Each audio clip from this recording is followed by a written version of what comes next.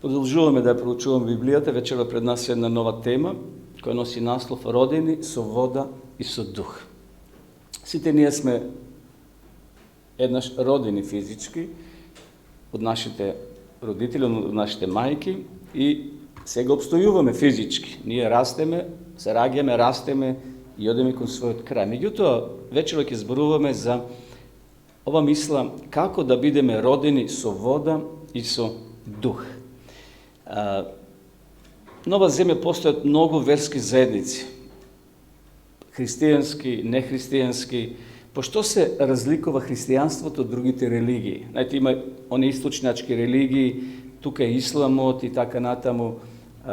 Има ли разлика? Во што е разликата? Кога ги наблюдуваме, кога ги читаме нивните доктрини, нивните науки, се запознаваме кој бил Мухамед, што учи мухамеданството или исламот, што учат оние источнички како Хари Хришна и така натаму, а што учи христијанството, и мора тоа да го знаеме за да направиме една разлика. Значи постојат три, може да кажеме, главни верски движења во светот. Еден од поголемите е исламот.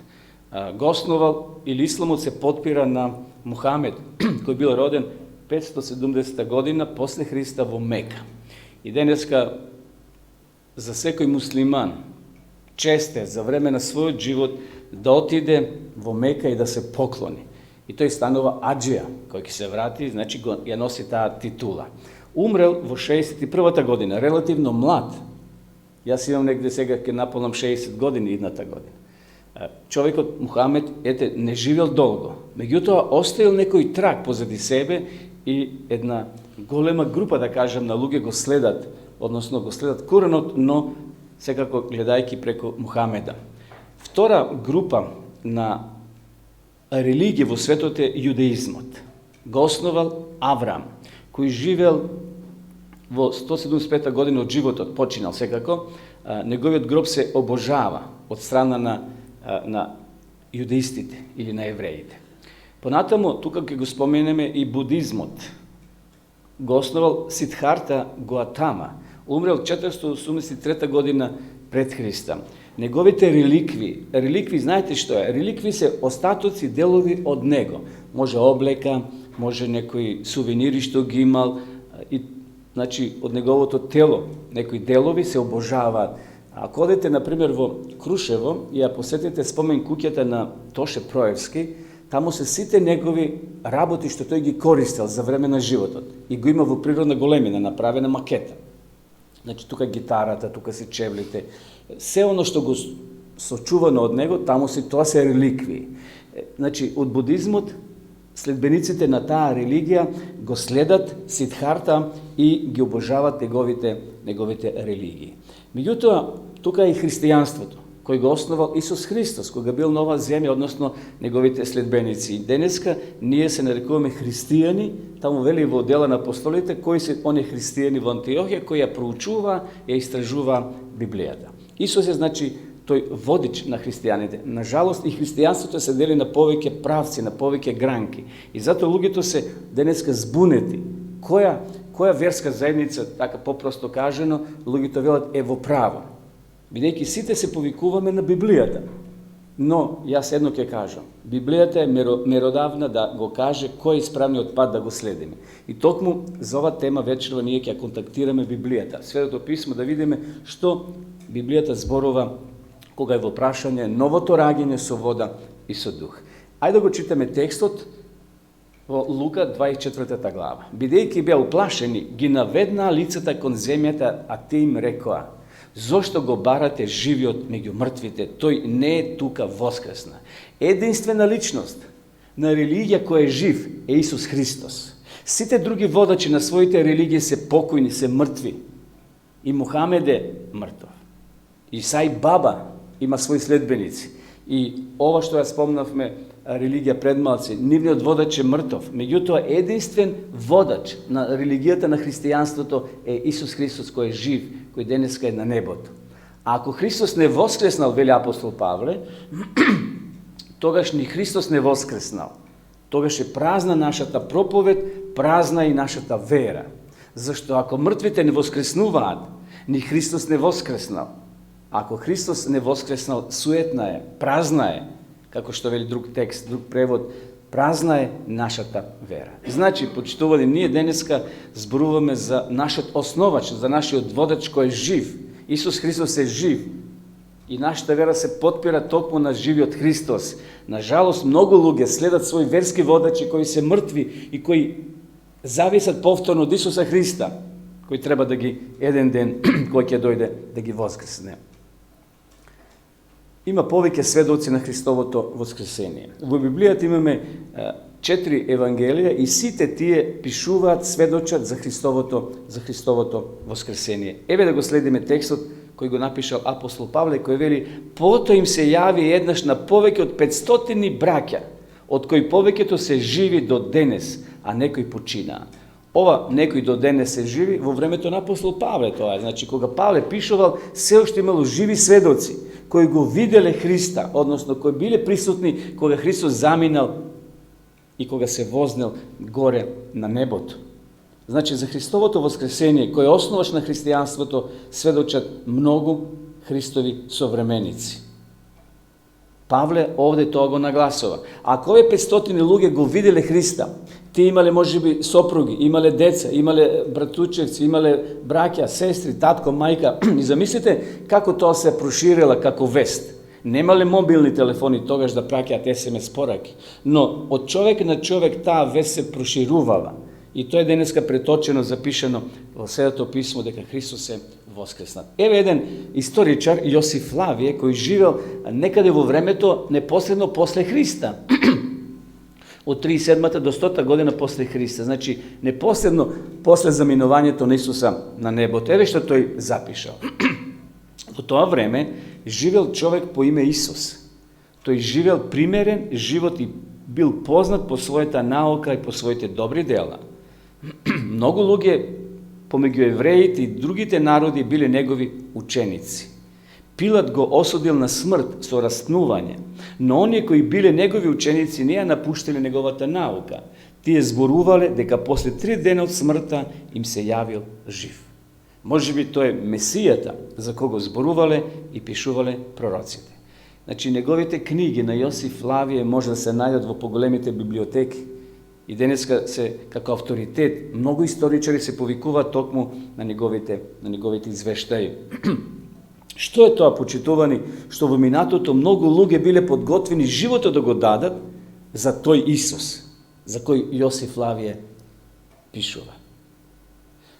Многу луѓе го дале својот живот, биле фрлани пред лавови, биле убивани, биле горени, запалувани.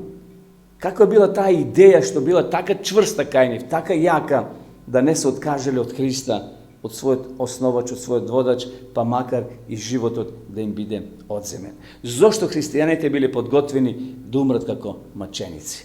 И денеска, посебно во православието, може да читате многу луѓе како маченици ги слават и се ставени во тие календари. Скоро секој ден има некоја слава за некој маченик, за некој кој бил убиен. Да, имало луѓе во минатото кои ги дале своите животи ради Христа, за тоа движење, за таа идеја која била прочитана токму во Библијата, во Светото писмо. Веста за воскресението била централна тема во проповедите на апостол Павле. Ако ги читаме неговите посланија во Новиот Завет, ќе видите дека и Павле ден и ноќе проповеда. Тој зборува за распнатиот Христос. Како што читавме пред малце, вели, взалудна е нашата вера, ако Христос не воскресна. И прашање за нас вечерва, кого ние следиме?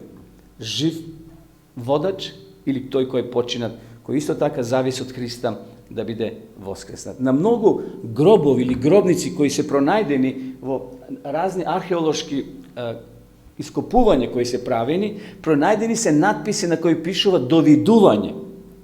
Не за вечност се поздравуваме. Довидување, кога ние ќе се поздравиме кај вас, доаѓате ви кај нас или велиме ајде пријатно довидување. Што тоа значи?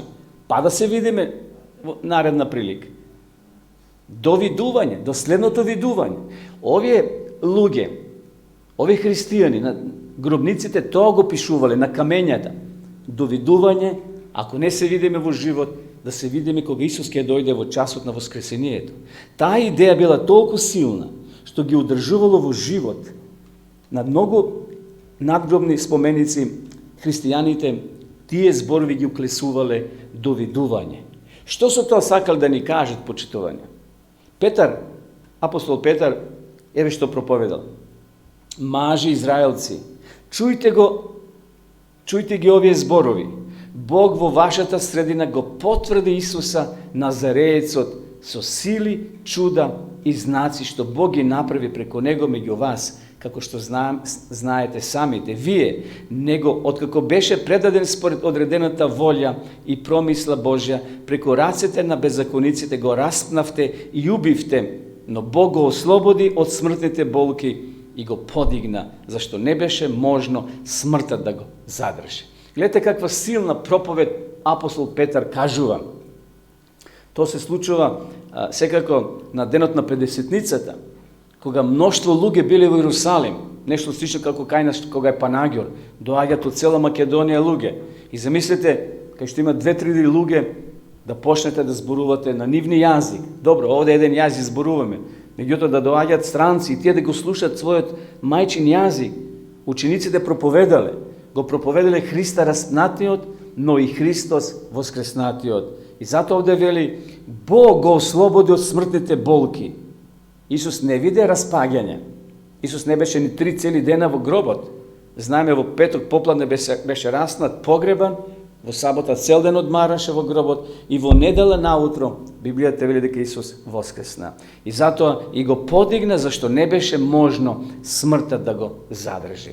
Оној другиот непријателот, ѓаволот, сакаше Христа да го задржи во гробот. Кога Христос не би воскреснал, планот на спасението би се пореметил, зашто Христос е тој, ударната игла во тој план на спасение. Христос го дал својот живот и преку таа смрт тој му стапнал на главата на змијата, односно на таа стара змија, на сатанат. И затоа ѓаволот знае денеска дека е победен и дека времето му се скусува. Понатаму читаме, ако го чу тоа, значи народот кога ја слушнале проповедта на Петар, вели, тоа ги застегна во срцето и му рекоа на Петра и на другите апостоли, мажи, браќа, што да правиме? А Петар им рече, покајте се и секој од вас нека се крсти во името на Исуса Христа за проштевање на вашите гревови и ќе примите дар на Светиот Дух. Ние вече разборуваме за раѓање со вода и со дух. Петар овие луѓе ги насочува кон Христа на ново раѓање.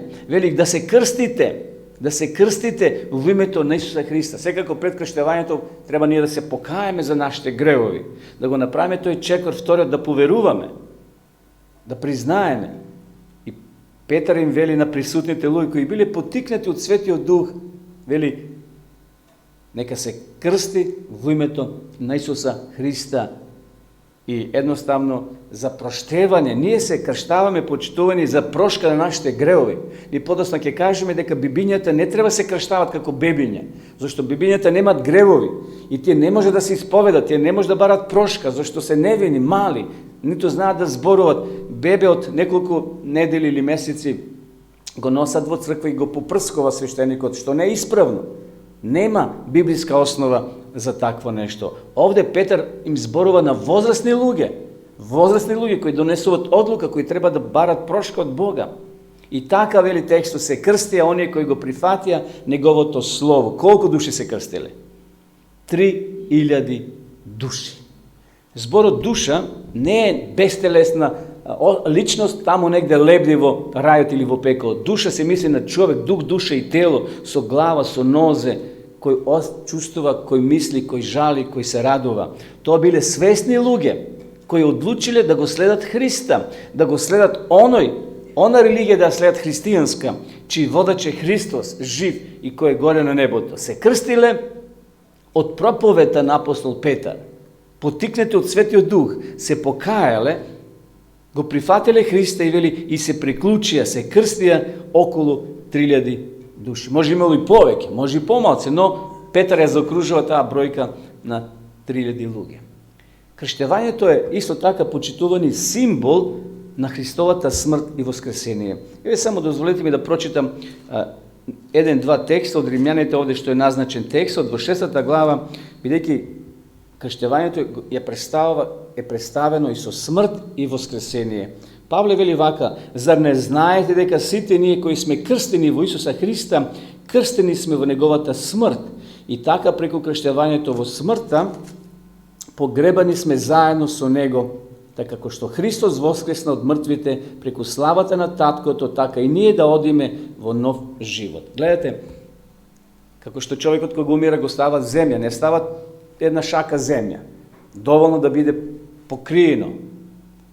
И кога ние се крштаваме во вода, во тој базен, или кај што има доволно вода, значи свештеникот не потопува доволно и потоа не крева.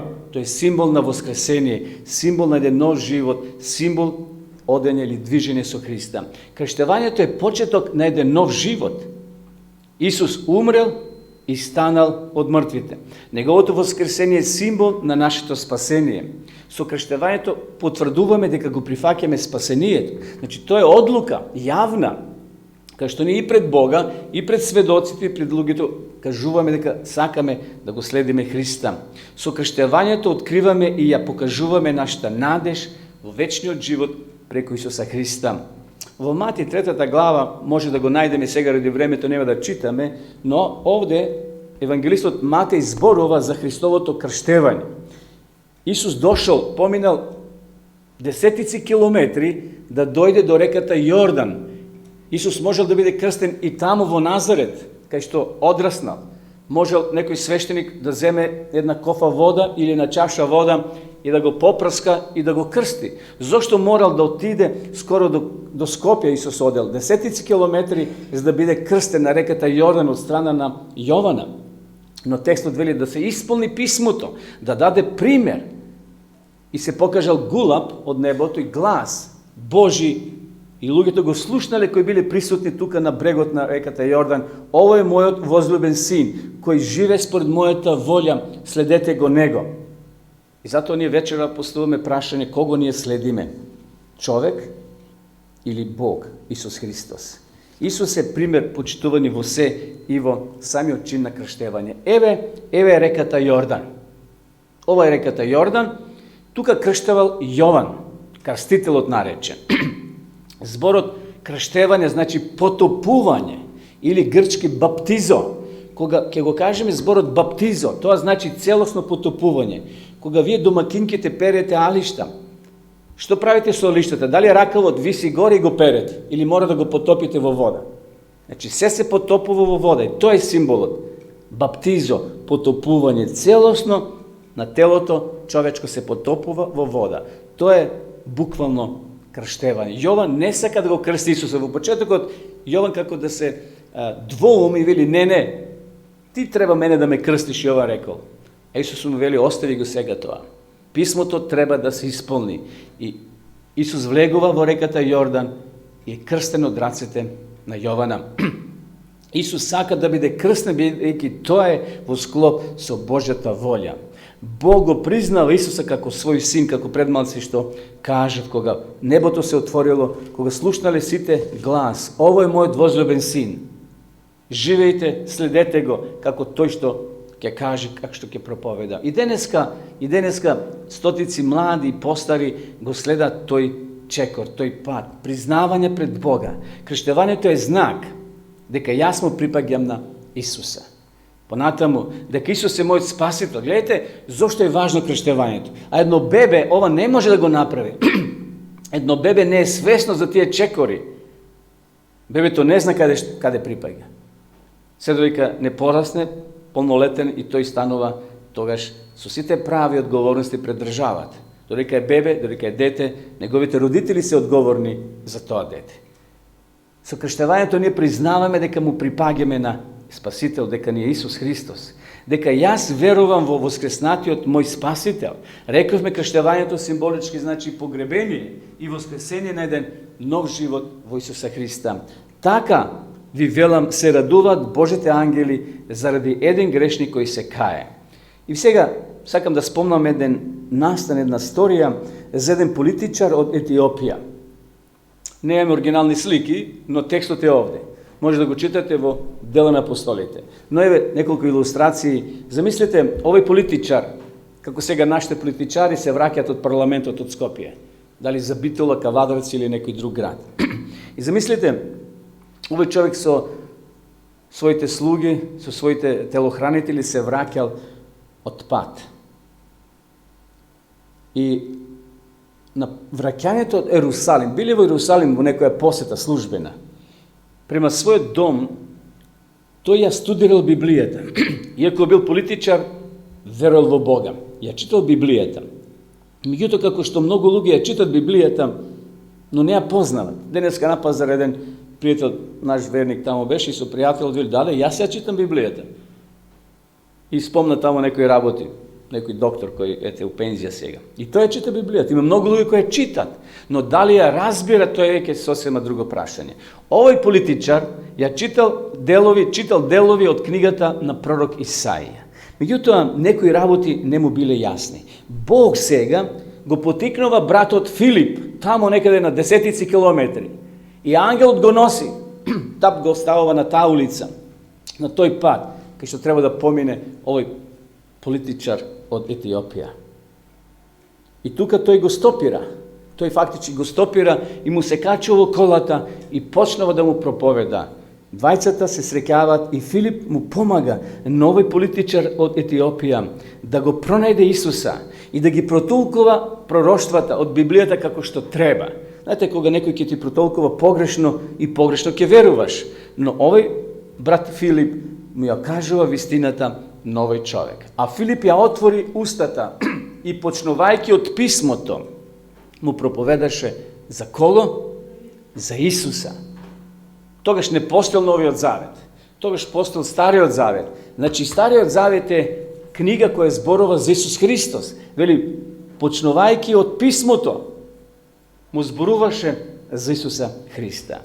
И замисли сега, разговорот се одвива и на крајот овој политичар од Етиопија толку бил восхитен. Тој имал и своја подлога на верување, но сега кога Филип повеќе му објаснил, посакал да се крсти. И еве го текстот.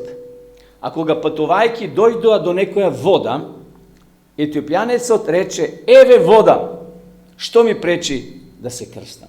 Може би Филип имал пластично шише во ташната, секако тогаш немало може пластика, но имал некој шише носејќи вода. Зошто требало да дојде до река па да биде крстен овој политичар? Може би таму во некоја гума, во некоја мешав, како ги викат тие што ги чувале вода во тоа време. Филип би рекол, Господине, има малку вода, ја ќе те крстам. И неколку капки да му нароси на главата. Не. Филип ја знаел вистината, почитувани, дека треба да има доста вода, да човекот биде потопен. И ви гледате оваа делегација. Тој имал слуги, имал телохранители, застануваат и тука Филип го крштава овој дипломат. Може би бил и министар. Не знам, може бил во Ерусалим во некоја делегација. Сега се враќа кон својот родно место, во својата држава и заповеда да застане колата и двајцата, Филип и етиопјанецот, слего во водата и го крсти. Ова е библиско крштевање, почитувани. Ова е патот кој треба и ние да го следиме во нашиот живот. Ние копнееме за знакот која потврдува нашата припадност. Знаете, секоја фирма има свој знак. Тој знак означува која е таа фирма, да биде препознаена во светот. Кој е тој наш знак, кој Бог треба во нас да го види за да не препознае? Тоа е знакот на крштевање. Ние сакаме да бидеме дел од една група, од една припадност. Ние сакаме да покажеме на другите дека припаѓаме тука. Крштевањето е Божи знак на припадност, знак дека луѓето припаѓаат на Божјето семејство. И затоа овој чекор е многу важен да го направиме во нашиот живот. Да бидеме припадници на Бога. Тоа е да имаме Божи знак, а тоа е знакот на крштевање како што самиот Бог Исус Христос го направил.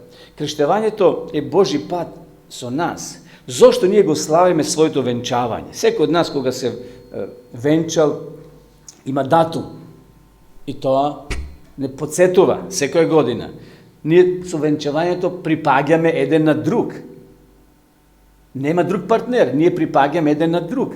potpuna identifikacija, javno potvrdувanje на нашата одлука. Значи, таму пред сведоци подпишуваме, дека сега припаѓаме еден на друг. Значи, со тоа подпишување, со тој знак што го даваме како подпис, ние сме веќе наследници на имот од страната на мажот или од страната на девојката, кога подпишуваат партнерите. Значи, стануваат тие за. Гледате колко тоа е важно. Еден подпис кој трае може 5-10 минути таа церемонија, но ти дава отворени врати кога стапуваат во брак. Со овој чекор кој треба ние да го направиме, крштевањето ни се отвараат сите небесни врати. Како се влегува во Божито царство, текстот во Јована овде го читаме во 3 глава, ќе го раскажам накратко. Станува збор за еден човек по име Никодим. Тој бил човек, член на општинското собрание, виден човек, учител, ги знаел работите, ја познал Библијата и дошол до сознание дека нешто треба да направи еден поголем чекор. И доаѓа кај Исуса и тоа ноќе и му вели: знам, учител, дека ти си тој од Бога дојден. Исус ето тоа го сослушал и на крајот му вели: Господине Никодиме, треба наново да се родиш. Почетокот не ја сватил ова озбилна изјава Исусова и Никодим вели: па како можам да се родам повторно кога сум стар? А Исус му вели: не ти велам да се родиш физички, биолошки повторно. Ти еднаш си роден и доволно е. Треба да се родиш со вода и со дух. Тогаш Никодим ја разбрал пораката. Исус му вели: навистина ти велам, Никодиме, треба наново да се родиш. Крштевањето е врата, почитувани, за влез во небесното царство. Ние може да го сакаме царството Божие, може да го сакаме Исуса, но на жалост ќе останеме на влезот и ќе пише затворено за нас. Зошто? Затоа што не сме го направили тој единствен чекор, едноставен, но многу важен, а тој е чекорот на крштевање. Ајде малце историски да видиме какви се врсти на крштевање постојат денеска. Ако читате во разни енциклопедии, ќе видите дека постојат неколку врсти на крштевање кои луѓето ги спроведуваат. Прво, значи, тоа се разни форми и облици. Некои се крштаваат во масло, некои во сол, солена вода, значи, некои во вино. Едноставно дури стават цело буре вино или цела када или таму и ќе се потопат во вино. Некои одат малце подалеко да стават листови од цвет и од ружа. Ќе наполнат вода, значи, таа када и листови од цвет од ружа. Некои во парфем. Гледате во какви крајности луѓето одат. А некои сум слушал покрин во снег, кај што има пола метри или 1 метар снег и ќе го легнат во снегот и на тој начин го крштават. Некои со поливање со вода по главата. Рековме попрскување, тоа е многу голема пракса во еден дел од христијанството, и она што Библијата го бара, а тоа е потопување, баптизо. Баптизо значи потопување на целото тело на човекот во вода.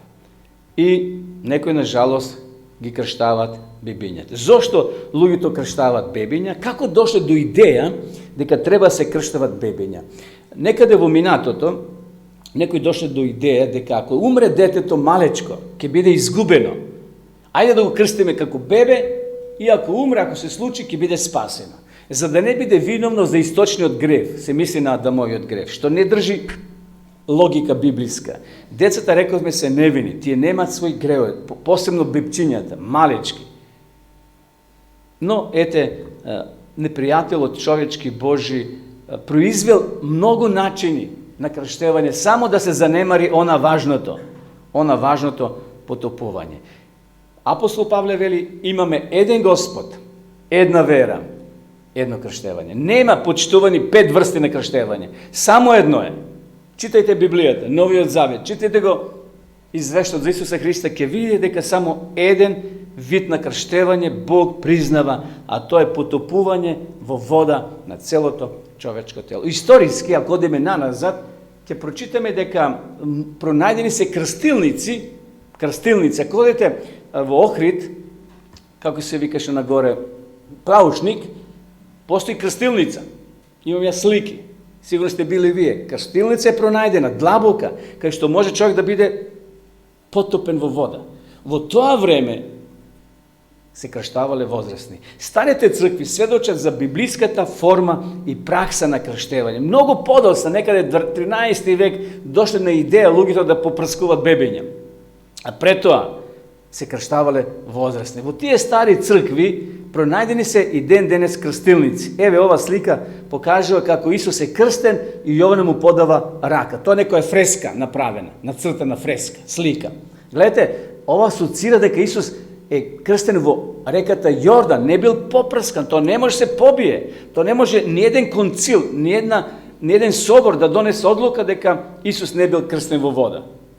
Односно бил попрскан со вода по лицето. Не, такво нешто не постои. Исус бил крстен во реката Јордан. Еве, црквата во Филипа, тоа е близу Македонија, значи преку граница, према Грција, во првиот век пронајдена крстилница. Гледате колку долга е.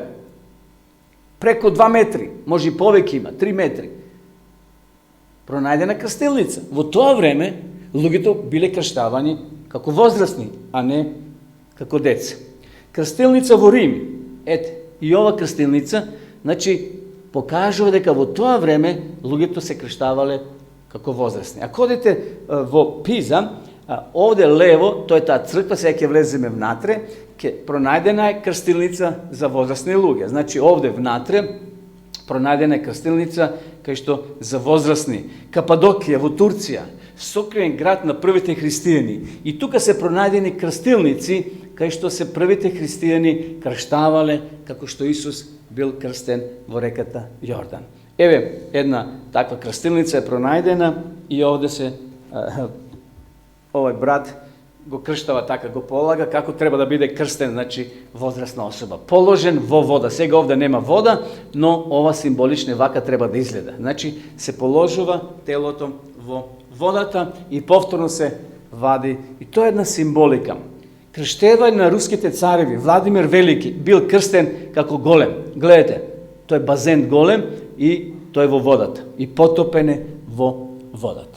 И православната црква, почитувани, крштавала на возрастни луѓе до 12 век, 13 век. Подосна тоа е изитоперено, променето. Но овие крстилници кои се пронајдени, тоа го сведочат дека уште во тие векови се уште луѓето биле крштевани како големи. Фреска на Исусовото крштевање, пронајдена во Африка, 4 век. 4 века после Христа, се уште луѓето биле крштевани како возрастни. Наистина, интересни се тие податоци. Овде, значи, наоѓаме податоци и слики, фрески кои тоа го потврдуваат. Меѓутоа, некаде во 1311 година, 13 век, 14 век почнува, се носат одлуки спротивни на Библијата од страна на верски лидери водачи да се промени начинот на крштевање на возрастни луѓе. Еве што се случило, донесена е одлука. Крштевањето со попраскување еднакво со потопување. Тие го изедначиле попраскувањето на бебе со вода слично или исто како потопување целосно во вода, што не е точно. Но луѓето се донеле самите таква одлука. Зошто? Од практични причини. Старите луѓе се престари за потопување. Например, некој сака на 80 години да биде крстен.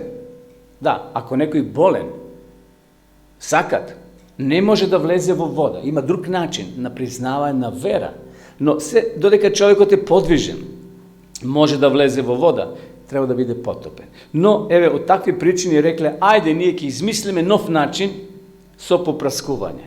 И така отпочнало со крштевање на деца. Попраскувањето било понепријатно од потопувањето. Многу деца знаеме како плачат, викаат кога ги крштаваат возрастните. Но дали е грешка што јас сум крстен како бебе? Многу луѓе ме прашале мене, еве, вие велите, мислат на нашето учени проповедање, Библијата што вели, дека треба се крстиме како возрастни. И тие велат, јас сум крстен како бебе. Што сега да правам? Дали 2 пати да бидем крстен? Почитувани, сите вие кои сте овде, и вие кои не слушате и гледате. Крштевањето како бебе нема никаква вредност во очите на Бога. Тој како да не си бил крстен. Зашто никој не те прашал. Тоа е одлука било на вашите родители. Всушност, вие не сте имали нито грев, за да бидете крстени како бебе. Значи, тоа заборавете го. Ова второто треба ние да го следиме. Библијата вели дека родителите своите деца ги носеле пред Бога, да, но зошто ги носеле пред Бога децата? Не да бидат крстени, туку да бидат посветени, да барат благослов. Тоа ни е пример и Исуса. Марија и Јосиф го донели Исуса како бебе во црква, но не да биде крстен, туку да биде посветен. И Симеон го држал како свещеник во своите раце и кажал молитва за благослов на тоа дете. Значи, ако сум бил крстен, то не е грешка. Бог таа грешка не ја припишува на тебе. Не, тоа Бог го анулира. Втор чекор треба да направам кога ќе сум возрасен, кога ќе се освестам, кога ќе сватам дека овој чекор е многу важен, бидејќи рековме крштевањето е сојуз, заедница со Бога и врата низ која треба да поминеме, треба да ја направиме. И самиот Исус ги благословал децата, тоа е познато во Светото писмо. Библиското крштевање е промена, а не благословување. Значи, крштевањето е промена на карактерот, на животот, на однесувањето. Ако сум лажил, повеќе не лажам. Ако крадам, повеќе не крадам. Значи, правам завет, правам договор. Тоа е пресвртница во нашиот христијански живот, отпочнување да е нов живот со Христа. Исус како наш пример бил крстен со потопување, затоа што тоа било во склоп со Божјата волја. Ево уште една слика, Јован како го крштава Исуса. Вие ќе видите во некои филмови, католичка верзија, Исус влегол во вода и доаѓа свештеник со некоја посада и му сипа вода на главата. Тоа не е исправно. Не е тоа исправно. Исус бил заронет, легнат во водата, потопен во водата и го кренал. Тоа е вистинскиот збор на баптизом. И денеска, почитувани илјадници луѓе се крштава, дали на реки, на мориња, некој од на океан, некој во базен, како што овде имаме ние, таму кај што има во езера, секако, кај што има доволно вода. Но кои се условите јас да бидам крстен? Еве ќе набројам 3 едноставни чекори. Прво, вера. Верата е многу важна. Без вера не е можно да му годиме на Бога. Ако човекот не верува, се е џабе. Со сила не може да го ставиш човекот во вода и да го крстиш. Мора да покаже интерес, да покаже вера во Исуса Христа. Второ, покаяние и обратување. Значи, да се покајам пред Бога. Ако сум во лоши односи со некого, треба се измирам. Секако да имаме добри односи, да си простиме еден на друг. Тоа се е чекор кој треба да ги направи, а то Духот Свети ќе не поттикне секако да го сториме. Понатаму, третото, проучување во науката на Исус Христос. Треба да биде научен тој што сака да се крсти. Да ги знаете основни работи, основни елементи, основни правила. А тоа е Светото писмо. Учителите може да те научат во основните работи што треба да ги знаеме за да бидеме крстени. Кој поверува, вели Исус, и се крсти, ќе биде спасен. А кој не поверува, а кој не верува, ќе биде осуден. Значи, верата е многу важна во овој правец кога одиме кон крштевањето. Дали е важно јас да се крстам? Важно е.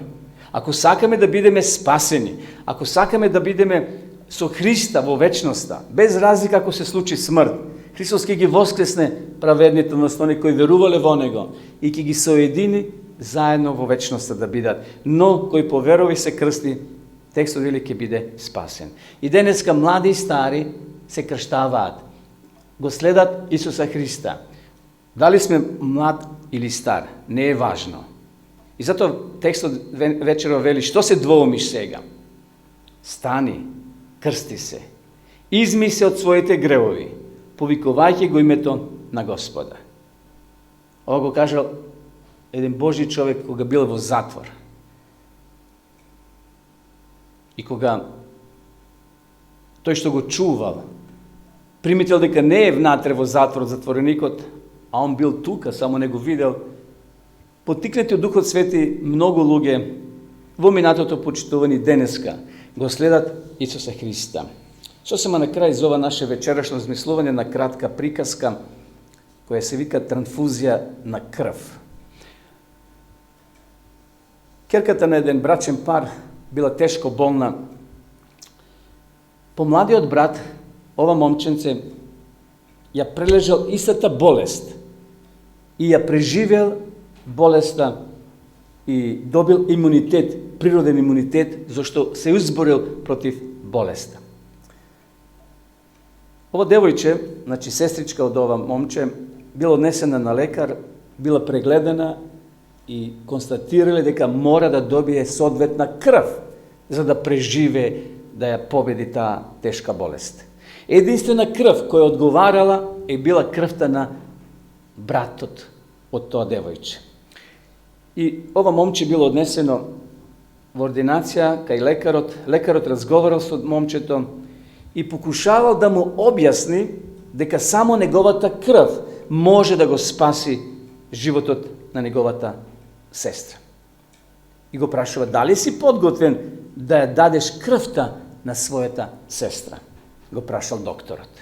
После кратка пауза, момчето рекло, да, таа е мојата сестра. И кога се сложило момчето да ја даде својата крв, се било подготвено за директна трансфузија на крв од неговото тело директно во телото на девојчето, на сестра му. Момчето било малку нервозно, но сепак легнало на постелата поред својата сестра и апаратите биле приклучени, тие цевчиња, знаете како тоа оди.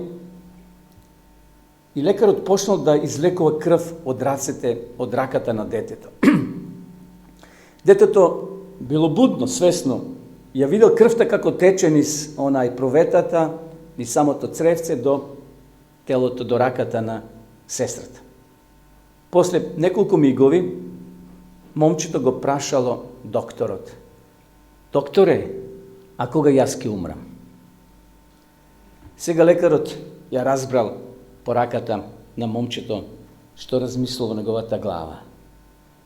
Помладиот брат се одлучил да умре за својата сестра. Тој мисли сега ќе му извада целата крв и ќе умре, а сестра му ќе продолжи да живее. Момчето не умрело. Тие знаеле колку доволно крв треба да извлечат за да остане во живот. Но поентата од ова приказна, вистините почитувани, на крајот може да кажеме каква љубов.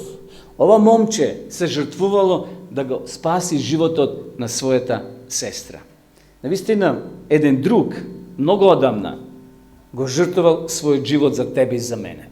Тој не само што го жртвувал животот, тој отишол на крст, тој го дал својот живот, умрел, Библијата вели, и воскреснал. Но пред тоа, тој го направил овој чин на крштевање, ни дал пример да го следиме.